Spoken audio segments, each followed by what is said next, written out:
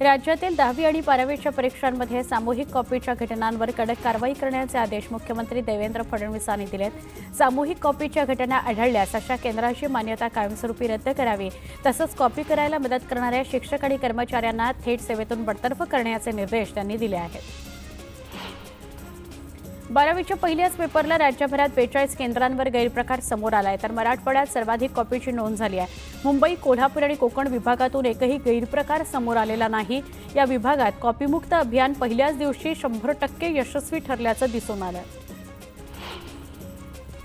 राज्यातील कनिष्ठ महाविद्यालयांमध्ये विद्यार्थ्यांना बायोमेट्रिक उपस्थिती बंधनकारक करण्याची चाचपणी शिक्षण विभाग करत आहे। महाविद्यालयातील वर्गाकडे विद्यार्थी पाठ फिरवत असल्याचे प्रकार उघडकीस आले। हे टाळण्याकरता बायोमेट्रिक पद्धतीने उपस्थितांची पद्धत अवलंबण्याच्या हालचाली सुरू आहेत। देशभरातून तब्बल 12,58,136 विद्यार्थ्यांनी जानेवारीत पहिल्या सत्रात झालेली जेईई मेन ही परीक्षा दिलेली आहे। या परीक्षेत तब्बल 14 विद्यार्थ्यांना पेपर 1 मध्ये 100 NTA स्कोर मिळवण्यात यश आलंय, तर यात महाराष्ट्रातील विषाद जैन या विद्यार्थ्याला 100 NTA स्कोर मिळालाय। राज्यातील बाजार समितीमध्ये कांद्याची 1,65,400 क्विंटलची आवक झाली। यात लाल कांद्याची नाशिक जिल्ह्यात 65,000 क्विंटल, सोलापूर जिल्ह्यात 21,000 क्विंटल आवक झाली आहे। लाल कांद्याला कमीत कमी 1,500 रुपयांपासून 2,400 रुपयांपर्यंत सरासरी दर मिळाला। राज्यातील बाजार समितीमध्ये सोयाबीनची 39,924 क्विंटल आवक झाली आहे। सोयाबीनला 3,902 रुपये प्रति क्विंटल इतका दर मिळाला आहे। शिर्डीतील साई समाधी मंदिराच्या कळसाला तब्बल 16 वर्षांनंतर पुन्हा एकदा सुवर्ण मुलामा देण्याचं काम सुरू आहे। हैदराबाद इथल्या साई भक्त विजयकुमार यांच्या देणगीतून हे काम केलं जात आहे। यापूर्वी जुलै 2007 मध्येही विजयकुमार यांनीच कळसाला सुवर्ण मुलामा दिला होता। वाघांची शिकार रोखण्याकरता मेळघाटप्रमाणे सगळ्याच जंगलात विशेष दक्षता पथक नेमण्याचे आदेश वनमंत्री गणेश नाईकांनी दिलेत।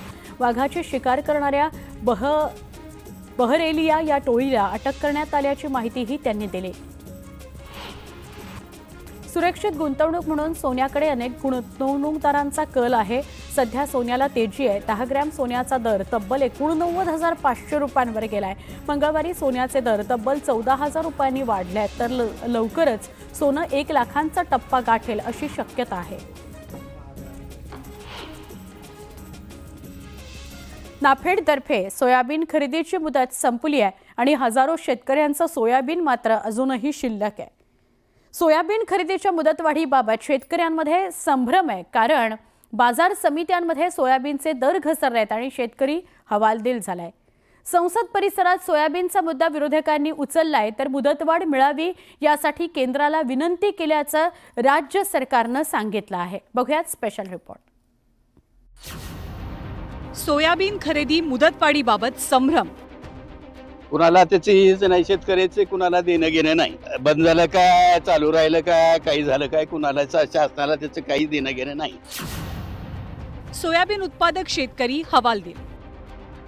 शेतकऱ्याचं इथून तिथून वाटोळं करणं एवढंच का ह्या शेतकऱ्याचं ह्या सरकारचा उद्देश आहे का? शेतकऱ्याच्या बाबतीत जर तुमच्याकडे गोडाऊन शिल्लक नाही तर भावांतर योजना आहे का, आणा ना। सोयाबीनची खरेदी होणार तरी कधी? आम्हाला कुठलेही आदेश आलेले नाहीत असं त्यांचं म्हणणं आहे की तुमच्या पद्धतीनं काय करायचं ते करा, कोल्ड स्टोरेजला ठेवा, नाहीतर काय करा, घरी ठेवा, असं आम्हाला उत्तर त्यांच्याकडून ऐकण्यात आले।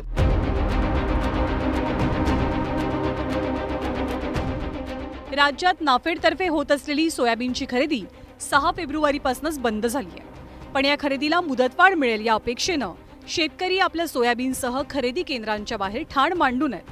अशातच सोयाबीन खरेदीला 24 फेब्रुवारीपर्यंत मुदतवाढ दिली गेल्याचं बोललं गेलं, मात्र या संदर्भातला अधिकृत शासन आदेश आला नसल्यामुळे नाफेडकडनं सोयाबीनची खरेदी ठप्पच आहे।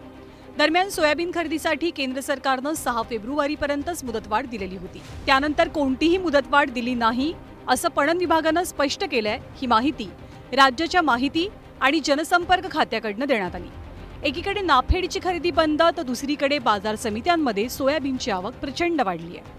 भाव नसल्यामुळे हमीभावापेक्षाही कमी दरात सोयाबीनची विक्री करण्याची वेळ शेतकऱ्यांवरती आली आहे। सुरू केली पाहिजे, ताबडतोब कास्तकाराला पैसे दिले पाहिजे, मग फारच चांगलं होईल। पण कास्त करून नाही राहिले ना, तुम्ही सांगा मध्ये बघा काय करता इलाजच नाही ना आपल्याला. सोयाबीनचे भाव बघा आज किती आहे, 3900 3800 3700 सोयाबीन मागून राहिलेले आहे. आणि गव्हर्नमेंट अजून चालू करून नाही राहिली. चालू करतं तर कधी चालू करणार आहे? सर कास्तकार चिल्लावून राहिलेले आहे का घरात सोयाबीन भरावं का फाशी लावून मरावं? की भावांतर योजना सरकारनं लागू करावं आणि जी फरकाची रक्कम आहे ती बाजार समितीमध्ये सोयाबीन विकलेल्या शेतकऱ्याला सुद्धा ते 1200 रुपये असतील 2000 असतील, जी फरक असेल ते फरकाचे पैसे शेतकऱ्याच्या थेट खात्यावर जमा करावं. सोयाबीन खरेदीच्या मुदतवाढी संदर्भात सुरू असलेला हा संभ्रम तातडीनं दूर करावा अशी मागणी किसान सभेनं सरकारकडे केली आहे. आणि मोदी की गॅरंटी म्हणून जाहीर करण्यात आलेला हमी भाव हा जर शेतकऱ्यांना मिळणार नसेल तर स्वाभाविकरित्या हा मोठा विश्वासघात ठरेल. या विश्वासघाताच्या विरोधामध्ये किसान सभा आणि तमाम शेतकरी रस्त्यावर उतरत आहेत. त्यांनी उभं केलेलं आंदोलन येत्या काळात अधिक तीव्र केलं जाईल. शेतकऱ्यांच्या पोरांचा संयम तुटायची वाट बघू नका, सरकारला आमचं सांगणं आहे. अन्यथा या सगळ्या शेतकऱ्यांना घेऊन सोयाबीन तर अरबी समुद्रात फेकू, पण आम्ही सगळे सोयाबीन उत्पादक शेतकरी आता मुंबई सुद्धा जाम केल्याशिवाय राहणार नाही. दरम्यान मंगळवारी विरोधी पक्षाच्या खासदारांनी संसद भवन परिसरात सोयाबीन खरेदीला मुदतवाढ देण्याची मागणी करत आंदोलन छेडलं. शिवराज सिंह चौहान साहब से मिलकर उनसे विनती की थी कि आप ये समय सीमा बढ़ाई जाए, लेकिन उसकी समय सीमा बढ़ाई न जाने की वजह से बहुत सारे किसान उनकी सोयाबीन खरीदी होने की वजह से प्रतीक्षा में हैं और उसके अगेंस्ट केंद्र सरकार के इस निर्णय के अगेंस्ट हम प्रोटेस्ट कर रहे हैं. सोयाबीन खरेदीच्या मुदतवाढी संदर्भातला संभ्रम दूर होण्याची गरज आहे. नाफेडकडनं खरेदी बंद असल्यामुळे व्यापाऱ्यांचं चांगलंच फावलंय. या सगळ्या पार्श्वभूमीवर शेतकऱ्यांच्या सोयाबीनला योग्य दर मिळावा इतकीच बळीराजाची अपेक्षा आहे. Bureau report, news 18 Lokmat. पुन्हा एकदा वेगवान स्वरूपातल्या घडामोडींकडे वळूया. बारामती इंदापूरला वरदान ठरलेल्या वीर धरणावरील डाव्या बाजूच्या भरावाला 100 मीटर अंतरावर तडे गेलेत. या संदर्भात जलसंपदा विभागानं पाहणी केली असून अद्याप कोणतीही बैठक झाली नसल्याची माहिती सूत्रांनी दिली आहे. बीडच्या माजल गावात महावितरणच्या गलथान कारभाराविरोधात शेतकरी आक्रमक झाले. शेलापुरी, सावरगाव आणि फुले पिंपळगाव या गावातील आणि शिवारातील शेतकऱ्यांना वेळेवर वीज मिळत नाहीये. दरम्यान वीज पुरवठा सुरळीत करा, अन्यथा आत्महत्येची परवानगी द्या अशी मागणी शेतकऱ्यांनी केली आहे. 12वीची परीक्षा कॉपीमुक्त व्हावी यासाठी लातूरमध्ये सगळ्या परीक्षा केंद्रांवर सीसीटीव्ही लावण्यात आलेत. या सीसीटीव्हींवर नियंत्रण ठेवण्याकरता जिल्हा परिषदेमध्ये वॉर रूम बनवण्यात आले. रत्नागिरीच्या हर्णे प्रादेशिक नळ पाणी पुरवठा योजनेच्या पाईपला ठिकठिकाणी गळती लागली आहे. पाईप जीर्ण झाल्यानं हजारो लिटर पाणी वाया जात आहे. दरम्यान योजनेची पाहणी करून पाईपची दुरुस्ती करण्याची मागणी पाणी टंचाईग्रस्त नागरिकांनी केली आहे. रत्नागिरीच्या उंबरशेत रोवले या पंचक्रोशीत बॉक्साईड मायनिंग प्रकल्प सुरू आहे. या प्रकल्पामुळे मायनिंग वाहतूक करणाऱ्या डंपरमुळे धुळीचं साम्राज्य पसरलंय. त्यामुळे नागरिकांना नाहक त्रास सहन करावा लागतोय.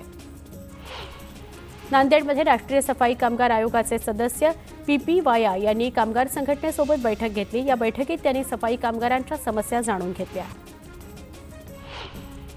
धुळे महानगरपालिकेने कचऱ्याचं विघटन करण्याकरता बांधलेला कचरा प्रोसेसिंग युनिट ट्रान्सफॉर्मर नसल्यानं धुळखात पडू नये.